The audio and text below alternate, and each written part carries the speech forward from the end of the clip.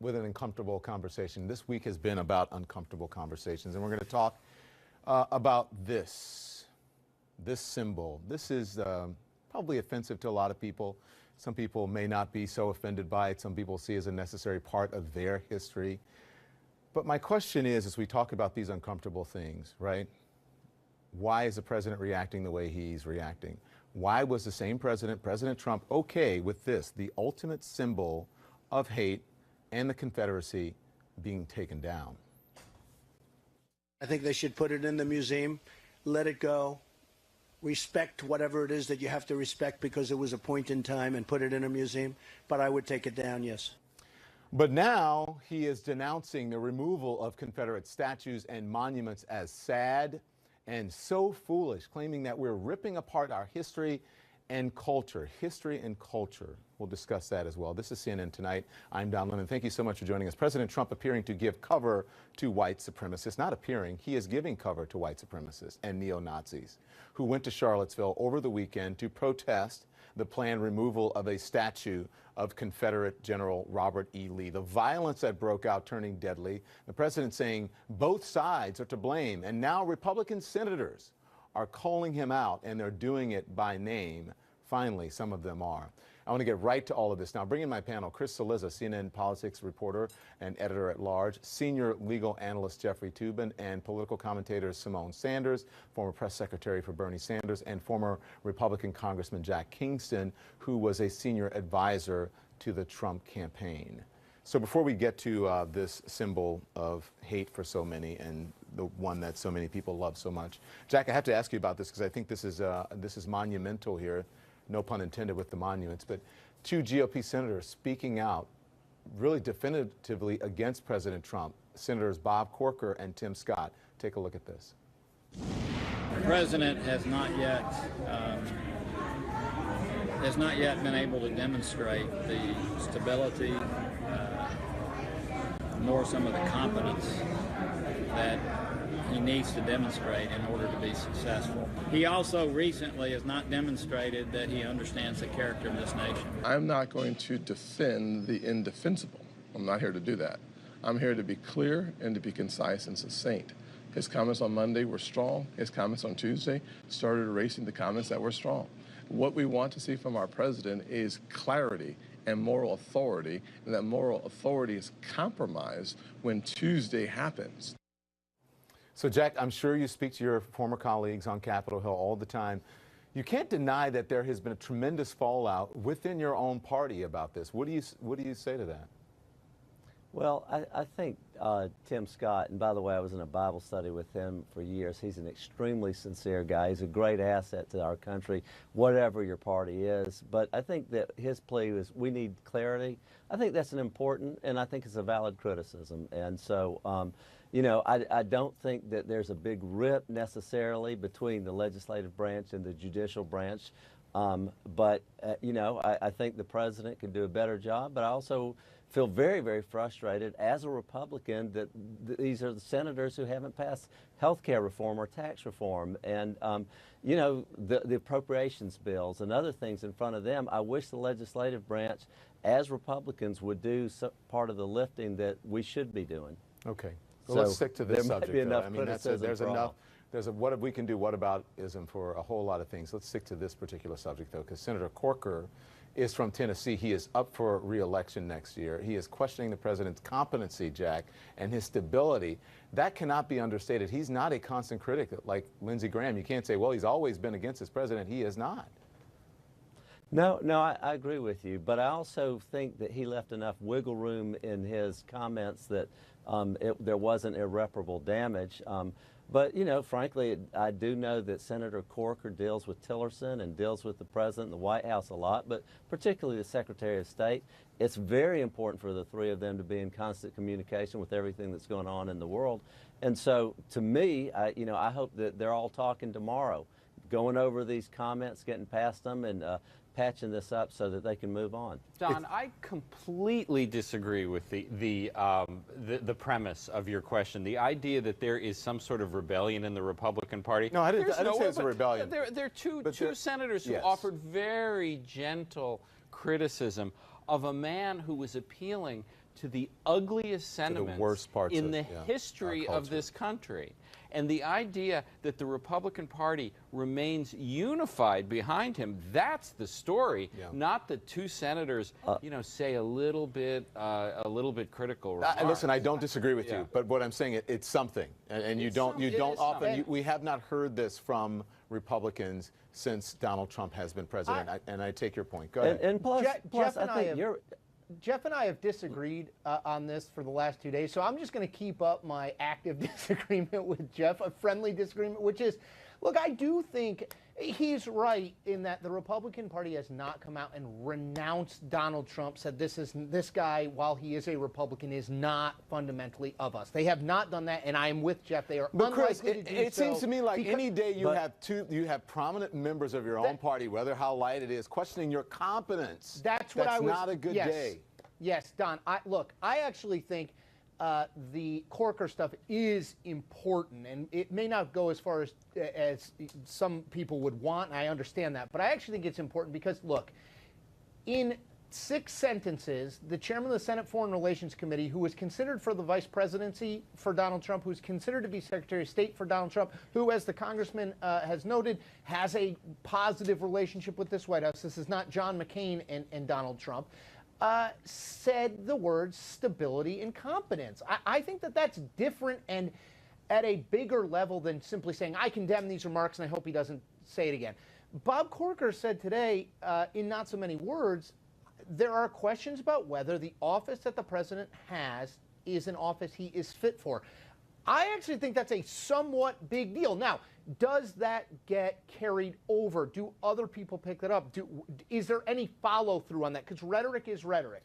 But I don't Chris, know the answer to that, but I don't think you can dismiss it out of hand and say, well, if they don't say he should be impeached tomorrow, it shows that nothing has changed. Look, I don't know about impeachment, but Simone, I mean, when have you heard someone say the competence? This is what you hear lawmakers say. I've been questioning Donald Trump's competence from the beginning. But this is what you hear Republicans. But this is what you hear Republicans say in the green room, in the commercial break, and I would imagine those who cover Washington hear it all the time behind closed doors, but you don't hear it in front of the television cameras and you don't hear it publicly, and no one wants to put their name to it. This is true, and so I actually agree with Chris here that this is a interesting and notable development. But are we going to see folks go further? You know, there have been calls from other individuals that if Congress really feels so disgusted with what the president has been saying and doing, then why don't you censure him?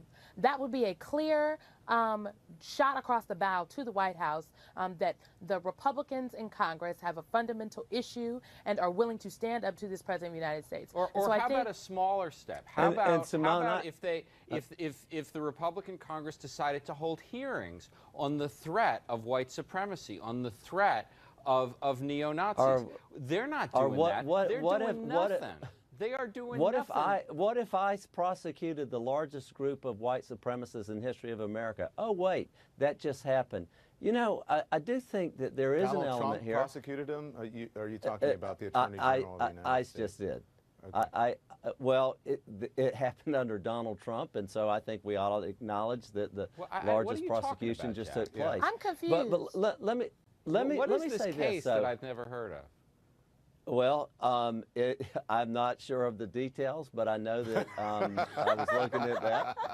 And Jack, come on, you get the talking points. I'm going to get you the details. You got to dig deep in the talking points, and then you have to research them to make sure the talking points are true before you actually come on television and repeat the talking points, Jack. Hey, listen, being the Shame on the minority person on the panel tonight. Team Okay, well, let me say this. Let me say this. How about we treat domestic? Hold on, everyone, please. With Simone about Jack, something. please. How about we treat domestic terrorists the same as we do foreign terrorists? The president said, oh, I needed to get all the facts before when it was a clear-cut case of terrorism, what happened in Charlottesville. But then today he's like, oh, it's obviously terrorism. He didn't need the facts. Why don't we treat them the same? Is the president going to come out and say, oh, well, I'm not sure it was terrorists. I don't know. And there were good people on some very fine people on both sides with this? This is a clear act of terrorism. Charlottesville as well. And there are no fine people on both sides. I don't think so, but let me throw this out to you. Why don't you think it was a clear act of terrorism in Charlottesville? Is that what you just said? I don't think so, too?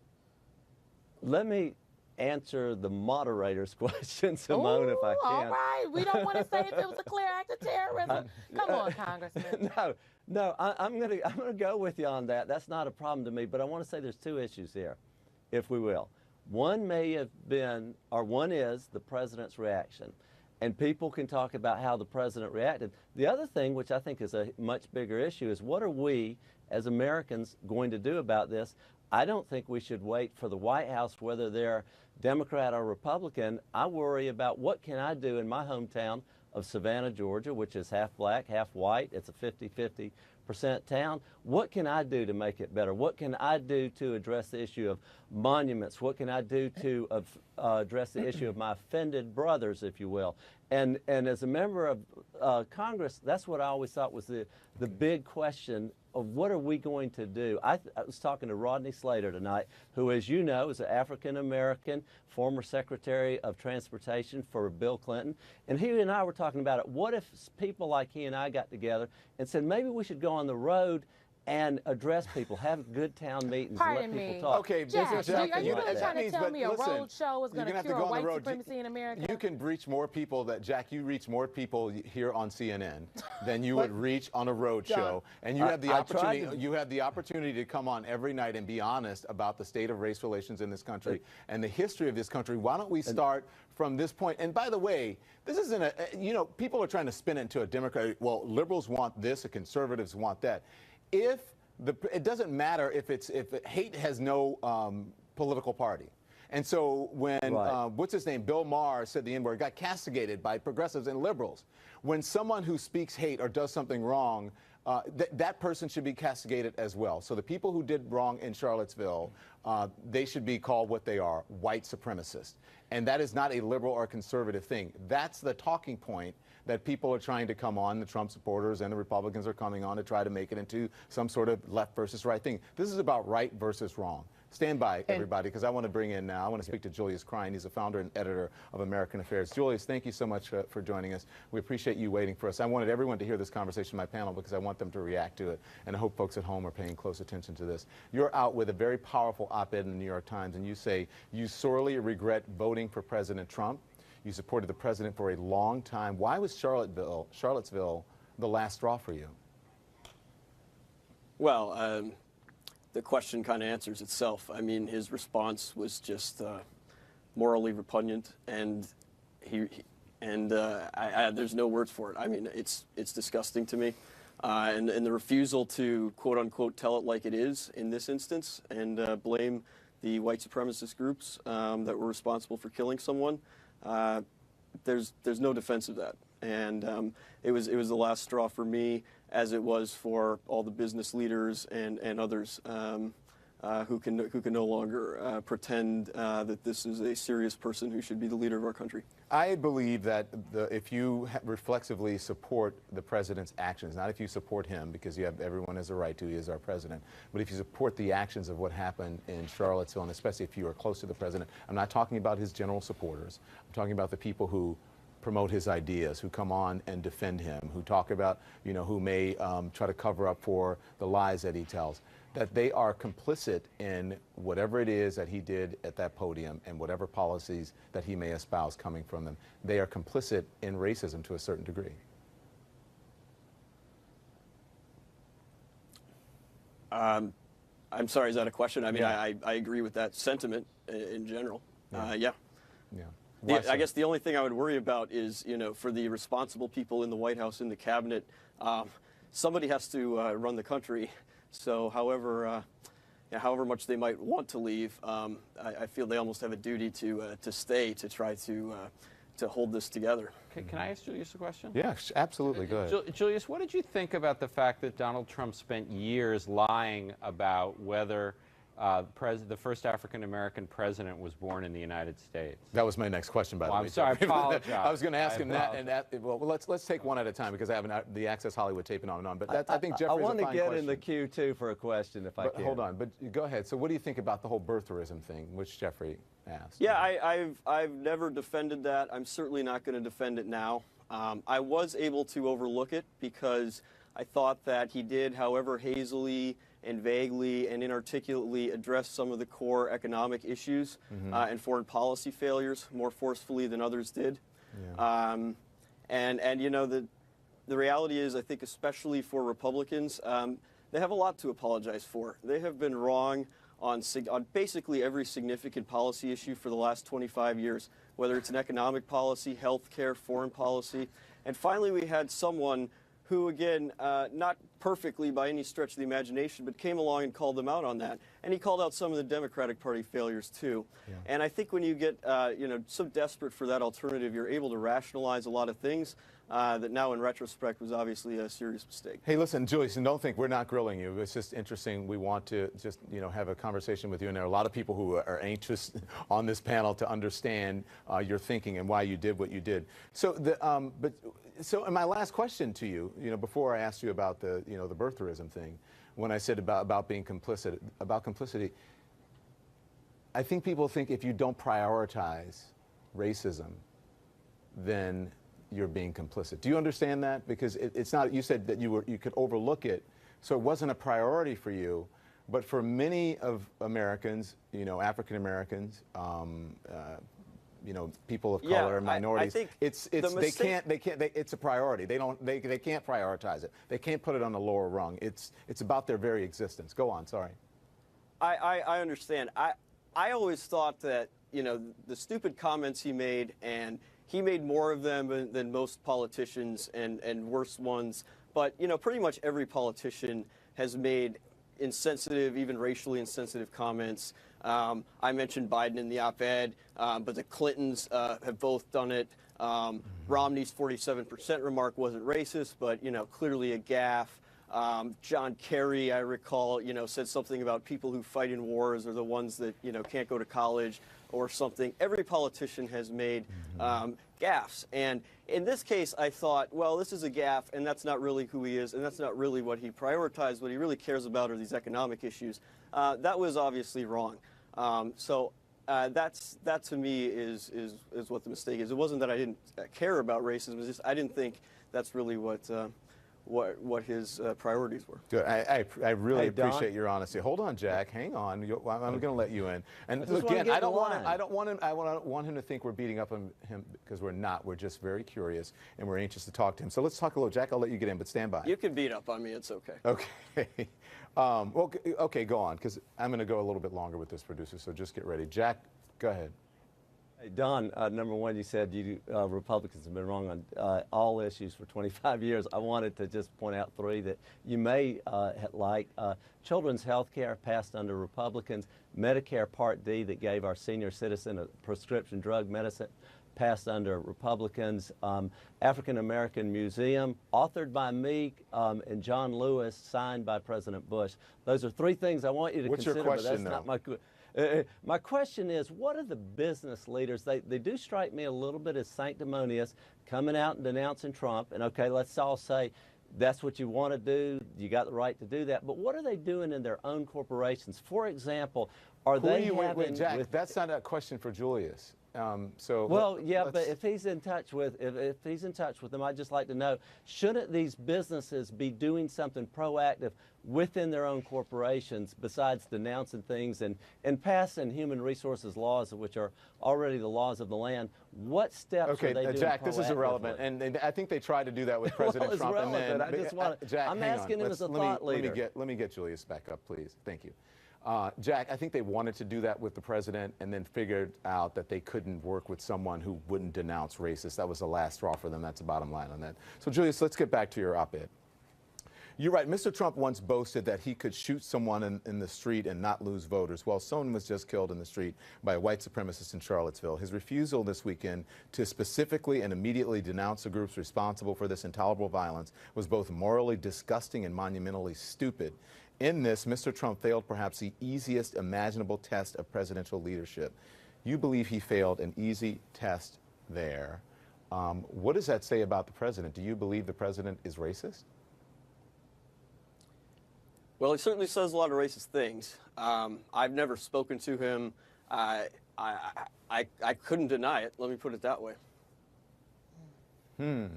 Why not? just based on his actions this past weekend, and of course all the other incidents that you add up that don't no longer look like misstatements or blunders, but his actual views. Mm-hmm. Do you think, when we talked about people working in the White House and you said someone has to run the government, do you think people working for President Trump, either in the White House or as cabinet members, should they resign?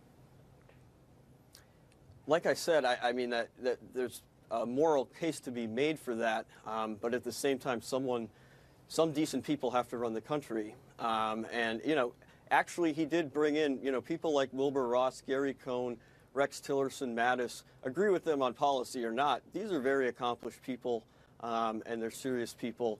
And, you know, the world isn't going to stop, and someone needs to address the issues that we face. And so I hope that, you know, intelligent, responsible people, in a sense, have a duty to stay on whatever the moral issues that might compel them to leave are.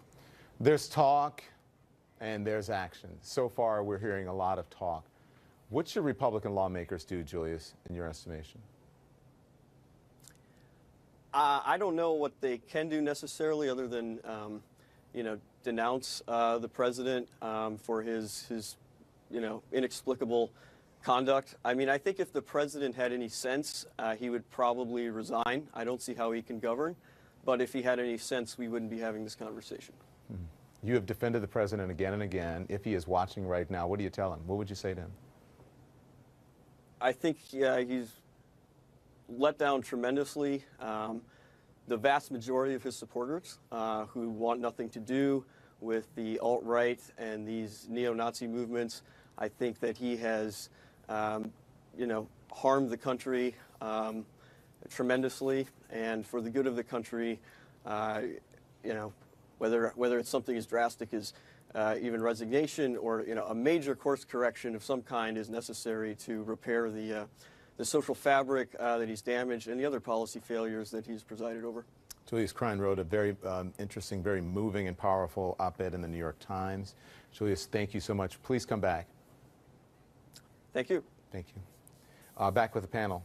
Jeffrey Toobin, what do you think?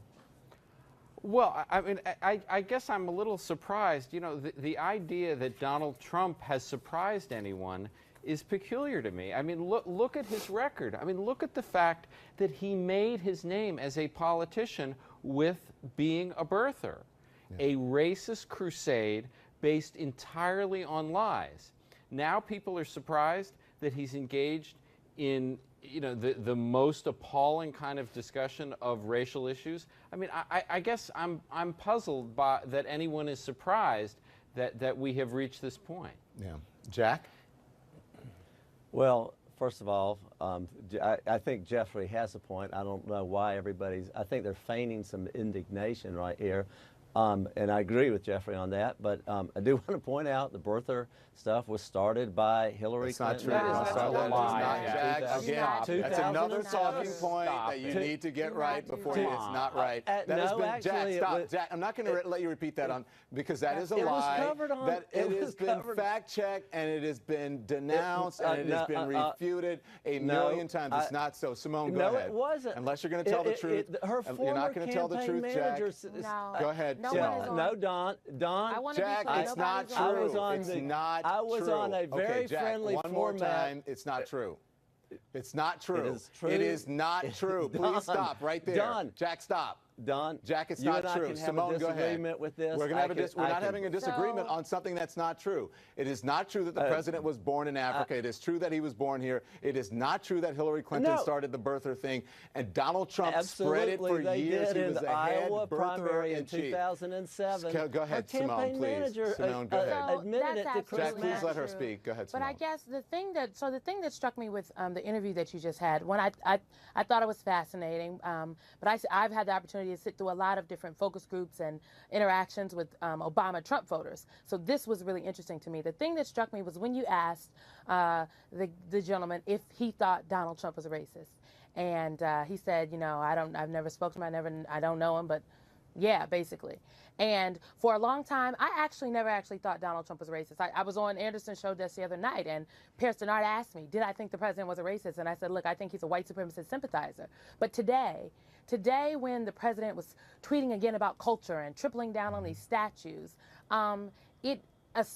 something just clicked in my brain, and it made me think that not only is Donald Trump a white supremacist sympathizer, I think he identifies with this notion of white supremacy, this notion of preservation of white culture. And does that make him a white supremacist? Yeah. Does that essentially make him a racist? I absolutely believe so. And I've been hesitant to say that because I think words matter, words are really important, and I don't like to throw the word racist around. I don't like to throw lots of different kind of words like that around. And so today, I'm at the point, much like the guest you just had, that the President of the United States is a racist. And we have put a white supremacist in the White House. Chris Cillizza? I mean, look, I think it's beyond debate that Trump's coded language, his unwillingness to condemn things that clearly moral society condemns, that this is a feature, not a glitch. I mean, as Jeff points out, that his candidacy was born in conspiracy theory. He has dabbled in conspiracy theories of different things. That he saw Muslims celebrating on New Jersey rooftops. Barack Obama wiretapped his phones. Ted Cruz's father might have been involved in the JFK assassination. Right. So not all of them have the racial component, but this is clearly something that he dabbles in. I don't know what conclusion you can draw other than, and Jack made this point earlier, that okay, we need to, in our own communities, set the example. I think that's of real value. But at the same time, it is impossible to dismiss when the President of the United States abdicates moral leadership. And no matter what you think of Donald Trump, I find it hard to believe you would not see what has happened over the last 5 days since an abdication of moral leadership.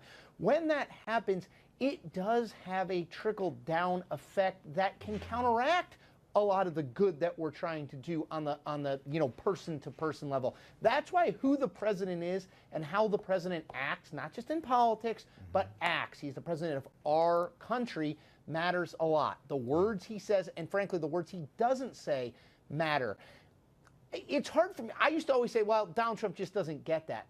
It's hard to say he doesn't get that anymore. He chooses not to do that. Care. I don't know why, but he doesn't. He doesn't. Okay, so listen, Jack, we love having you, but I can't let you come here unless you tell the truth. I don't. And if you repeat a lie, Jack, hang on. Let me get my thought out. If you repeat a lie enough, people start to believe it, and I don't want lies repeated and people believing untruths on this show. It will not be the purveyor of fake news. So thank you all. When we come back, the president responding to today's terror attack in Barcelona within hours. So why did it take so long for him to respond to Charlotte?